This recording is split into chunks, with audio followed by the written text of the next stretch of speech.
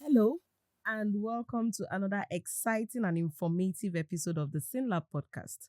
My name is Uche Namadi, and I will be your host. Today, we are discussing something we all rely on every single day, but a lot of us take it for granted, and that is our eyes. The topic is what your eyes are telling you. Because the truth is, your eyes are always speaking. They can shout through headaches. Sometimes they even stay silent until the damage is done. So today on the podcast, we are joined by Dr. Sedoten Bashorun. She is a public eye health specialist and ophthalmologist at the Lagos State University Teaching Hospital. She's also an associate lecturer at the Lagos State University College of Medicine, and she is deeply passionate about vision care, research, medical education, and community eye health. You can connect with her on her social media platforms. Dr. Sedoten, is a pleasure to have you on the SYNLAB podcast. Thank you for having me. Thank you. So we said that our episode 1, we will be talking about the signs you shouldn't ignore. Please do not forget to like, subscribe, share, and follow SYNLAB Nigeria on YouTube and on Spotify. You can also comment where you are watching us from. It is very important for us to know where you're watching us from. So let's start with the signs, Dr. Bashorun. When people say my eyes are fine, what are they often missing? Well, I can say that a lot of people don't know when the eyes are giving problems because some eye problems don't give signs. Some do, but quite a lot of them don't give signs. So, and a lot of the times, the eye signs or the symptoms they would be feeling would be until the vision or the eyesight has really gone down. So it's important to go for a checkup. That's what I would say. How Go for a often? checkup once a year. Is Once a fine. year, Once wow. a year is Wow. fine. Okay. To have your eyes checked properly by an ophthalmologist and let them certify that your eyes are fine, because there are some things that they would do that are machine based. You use the machine to be able to decipher or check some things. So Okay. I think going for an eye check is the most important thing to be able to know when or if your eyes have problems or not. Okay. Although there are some that would give signs, especially I was about to ask you about the early warning signs. yes. So Yeah. sometimes for people that have some certain kind of conditions, they notice, when I'm looking at something, I'm able to see it. Okay. But the way the eyes are designed is such that, when you are looking at a particular object, you can also see things that are in the peripheral. Yeah. So some disease conditions, they gradually cone down on that vision. So a lot of people don't get to know that, there's a problem. While others would give signs, like some people may feel that, their vision is getting dimmer. It's not as sharp as it used to be. Okay. They feel that everywhere is foggy. Some would even tell you that things are appearing as if there's Hamatan every time. We are not Wow. in December. Okay, so you get to hear that, and some people just ignore it, that okay, maybe there's a lot of dust in the air and that's why. So those are some of the signs. Then for people that do a lot of screen time, they also feel that their eyes are heavy. They feel that there's some kind of sandy feeling in the eyes. So those are some of the early symptoms to some diseases of the eye. Wow. When you said screen time, I my conscience started pricking me, because what would you now say to the corporate people who are, if you're not on your laptop, you are on your phone. If you're not on your phone, you're actually watching TV. What can they do to help their, I don't know how to put this now. Preserve their vision Yes. and maintain their vision. So generally it's a civilization that has come to us, and there's nothing. Technology is the hint thing, and it's something we have to embrace. But what I would say is that when people use the screen, they have a break time. They should take break at intervals. You've done screen time for about 20 minutes. Just stop looking at that screen and Dr. stare Bashorun, into how the... possible? No. 20 minutes. What I'm saying is not that Yeah. you'd literally get up Yeah. or Okay, just look abandon away. the work.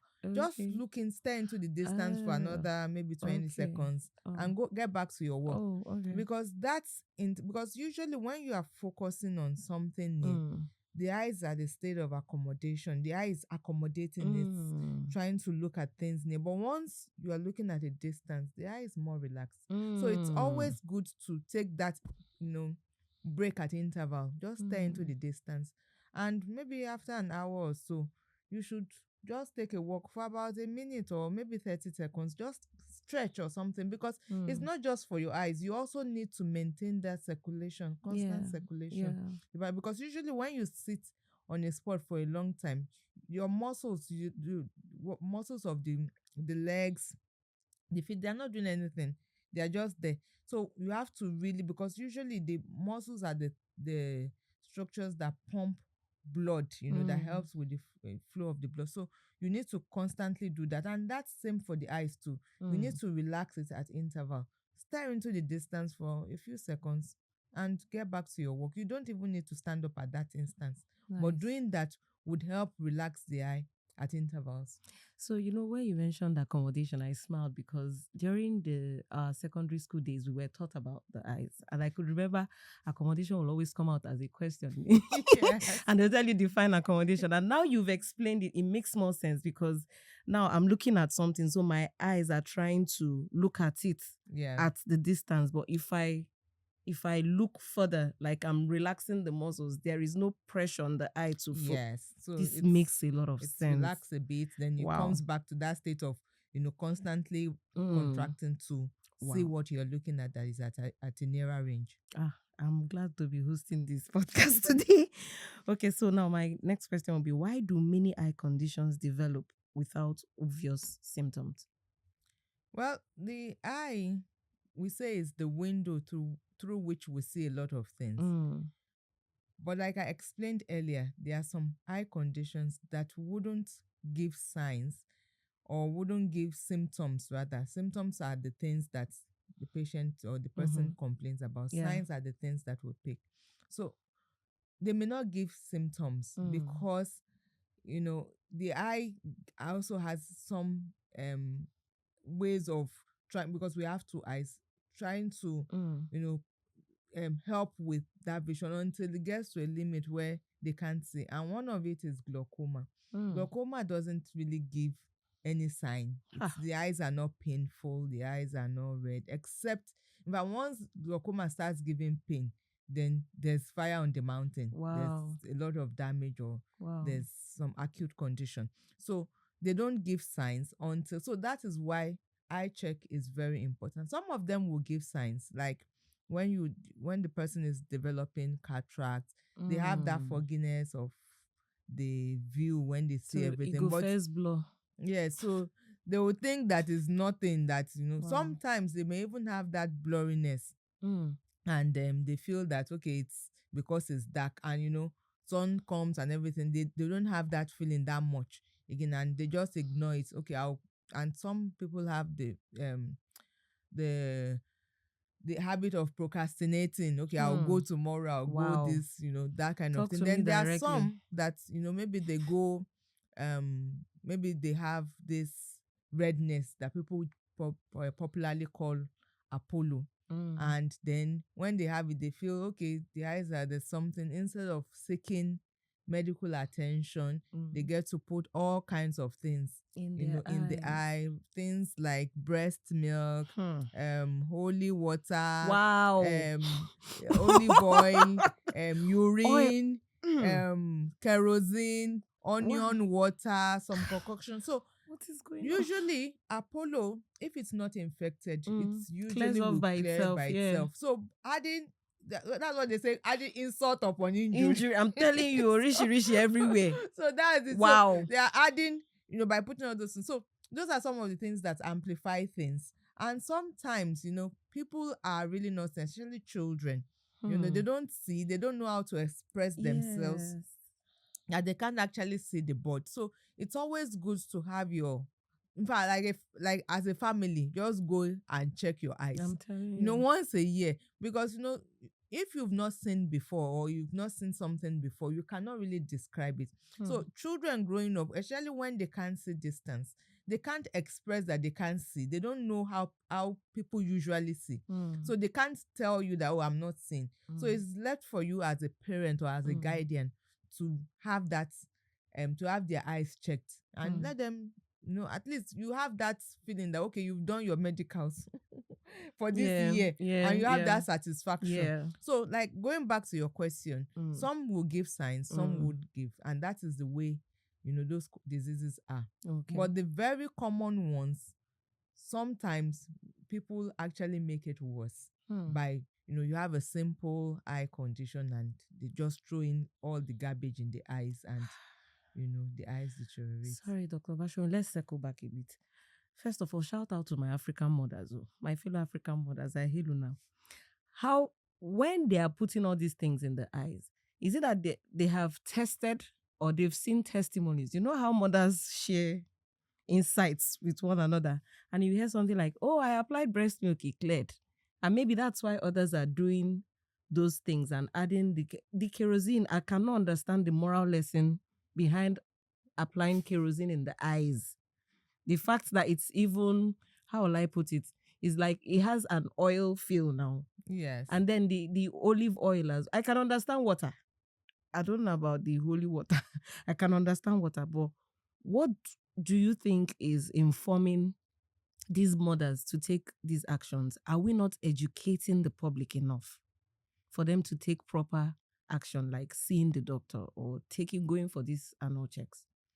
Yeah, to be frank with you, really, I also don't know, because there's no way, those things would have been. I think they are just myth that has been passed on from generation to because generation. it wouldn't work. It just wouldn't work, because and I think a lot of people just generally believe that once something is intense or it's peppery or it has a pungent, then it is more effective. Wow. You have to have that pain or that wow amount of pungency. Who are we listening to? Wow. For it to work. And that if you just, what will eye drops do? When you can have onion water, you mix it with salt, you mix it with sugar. And it's peppering you, so it's working. So I think that's the general, because a lot of the times we get to see these people. And the question will be like, why? But of course, someone that is having that kind of pain and is in that kind of discomfort, you can't really be schooling them, but you just want to advise them, don't do this. But a lot of times, what goes in my mind will be, why on earth will you do this kind of thing? But I think there's some education going on, different groups of people doing this, but of course I think it's not enough, because if we are still saying things like that at this stage or at this age, then there's a gap. There's still a gap that needs to be filled. Okay, I know you've talked about this a bit, but just let's repeat for emphasis sake. How does vision decline gradually without people noticing? Yeah, like I mentioned, and permit me to add, one symptom we should see and should not ignore. Okay. Yeah. So there is not one. There are many. Okay. But I'll just so give us I would mention some of them. Yeah, please. So a lot of the times, when you look at something, you're able to see it. But ideally you should also be able to see things going on in the periphery. Yeah. So when someone is beside you and you are looking at something and you can't see the person, you can only hear the voice, then of course you need to check your eyes. Then sometimes when your eyes you're having intermittent blurry vision, then of course you need to visit the doctor. Then also when you have something in the eye, you're having some sandy feelings, it's not going up, it's recurrent, then you need to see the doctor. Then of course children, I keep saying that, have them check their eyes at least once a year. Because children would not tell you things. They won't some of them don't know how to express themselves in that manner, especially when they can't see the board properly, or they can't see, you just notice that they're having very terrible handwritings, or they don't copy correctly what is on the board, it's not the time to scold them or be Yeah. telling them that you Yeah. are too playful, you are not paying Yeah. attention. Yeah. Just have the necessary things done, have their eyes checked, and be sure that that is out of the way. Then you can now say, okay, maybe it's because this child is not attentive or something. But at least do that first, before you start beating or punishing the child or scolding them for not copying correctly or for being too playful. Yeah. So those are some of the things. Okay. So like you were going to mention a symptom, a particular symptom. I know you mentioned something about when somebody has glaucoma and it's becoming painful, then Yes. there is already problem. Yeah. So when there is pain in the eye for whatsoever Reason. yes, I think Just run to the hospital. Just visit the hospital and let them check. Okay. And of course, we have a lot of people also. Maybe they are artisans, the welder, the bricklayers, those people that work with height and things like that. So sometimes they have a speck or something falls into their eyes and they feel they notice they rinse their eyes, and the second day they are still having that feeling. Usually once something good enters the eye, maybe a foreign body, and you rinse the eye and it goes off, by the second day you should feel better.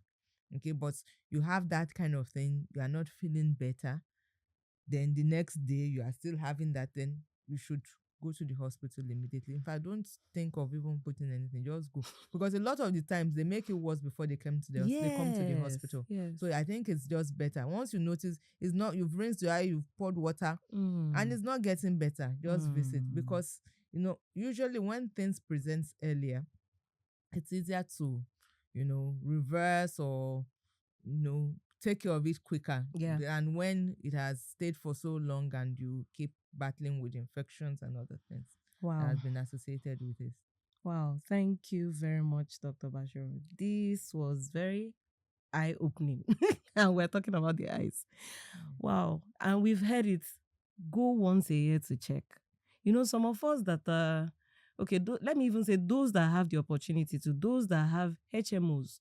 Some people's HMO will just waste for 1 year.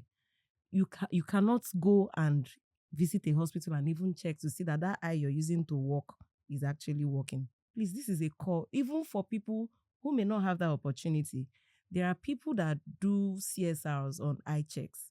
If you see them checking eye, there is nothing wrong in going there to check your own eye, so long as they are giving back to the society. If you're listening and thinking, I've experienced some of these things, please don't ignore it. Please do not forget to like, subscribe, share, and follow SYNLAB Nigeria on YouTube and Spotify. Don't go away. We'll be right back.